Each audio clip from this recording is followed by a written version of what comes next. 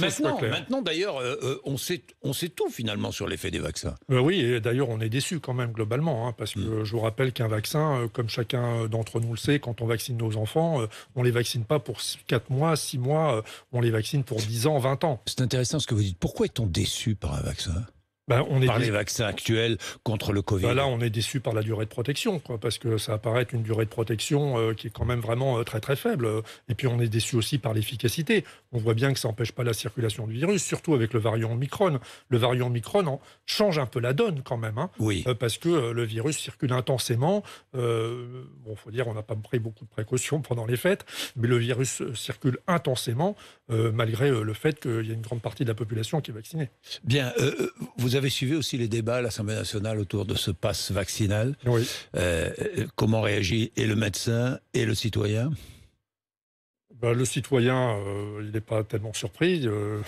Il va dire, on est dans les joutes politiques préélectorales. Voilà un peu mon sentiment de citoyen. On est en campagne électorale. Mon sentiment de médecin, il est beaucoup plus ambigu par rapport au pass vaccinal, parce que, comme on vient de le dire, on se rend compte que le vaccin est de moins en moins efficace, à la fois en termes empêcher la circulation du virus et à la fois en termes de durée, puisque la durée est très courte. Donc on a un vaccin de moins en moins efficace et en même temps on va imposer un pass vaccinal. Donc là, si vous voulez, il y a un paradoxe.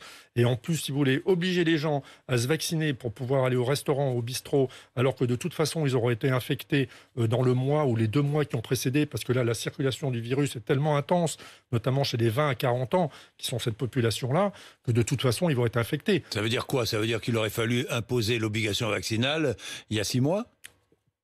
Il y a 6 mois, ça faisait plus de sens.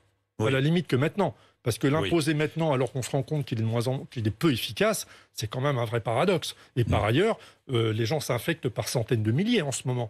Donc qu'est-ce qu'il faut faire? Il faut vacciner des gens qui sont infectés par le Covid? Non, on peut pas vacciner des gens alors qu'ils sont infectés. Mais sur la vaccination obligatoire, Emmanuel Macron répond oui, si je décrète la vaccination obligatoire, comment contrôler? Comment contrôler? Et quelles sanctions? Demander des amendes, infliger des amendes à des gens très modestes? Impossible. Ah oui, non, mais c'est impossible. Hein. De toute façon, on en avait déjà discuté il y a 6 mois quand ça s'était posé. Je pense qu'aujourd'hui, le problème ne se pose plus. Et la vaccination des enfants, qu'en pensez-vous? La vaccination des enfants, si vous me demandez ma pensée profonde... Oui, je vous la demande, professeur. Je ne suis pas pour la vaccination des enfants. Voilà.